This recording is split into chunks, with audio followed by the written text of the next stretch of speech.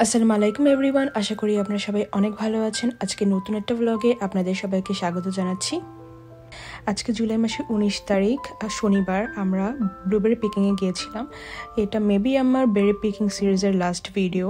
অরিগানের যেহেতু এখন বেরি Peking season চলছে, তো অরিগানের বিভিন্ন ফার্মে নানান ধরনের বেরি পিকিংয়ের ইভেন্ট চলছে।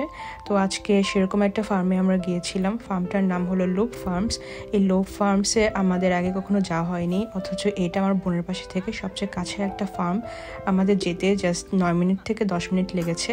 আমার বোনের এই ফার্ম সম্পর্কে কোনো ধারণা ছিল না। পরে ওর ফ্রেন্ড এক আপু এই ফার্মের ইনফরমেশন দেয়। তো ওই আপু সহ এবং আরেকটা আপু সহ আমরা দুই বোন আজকে ব্লুবেরি পিক করতে গিয়েছিলাম।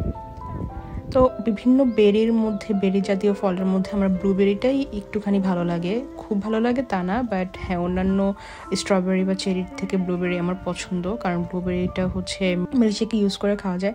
আমি ব্লুবেরিটা ব্লেন্ড করে, দুধের সাথে ব্লেন্ড করে তারপর খেতে পছন্দ করি। এভাবে খেতে আমার ভালো লাগে। তো যে ফার্মটাতে আমরা গিয়েছিলাম, ওই ফার্মটাতে নাকি 3 বছর ধরে এরকম ব্লুবেরি পিকিংয়ের ইভেন্ট হয়ে থাকে। আমরা গিয়েছিলাম 11টা বাজে এবং ব্যাক করেছি পৌনে 2টার দিকে, প্রায় 2টার দিকে, এবং আমরা পুরোটা সময় ধরে ব্লুবেরি পিক করেছি। আমরা 4 জন মানুষ 3টা বাকেট নিয়েছিলাম। তো আমাদের ইচ্ছা ছিল যে প্রত্যেকটা বাকেট ফুল করে তারপর ব্যাক করা, এবং আমাদের যেইভাবে সেই কাজ। আমরা এরকম গল্প আড্ডা করতে করতে পুরা 3টা বাকেট ফুল করে তারপরে ব্যাক করেছি।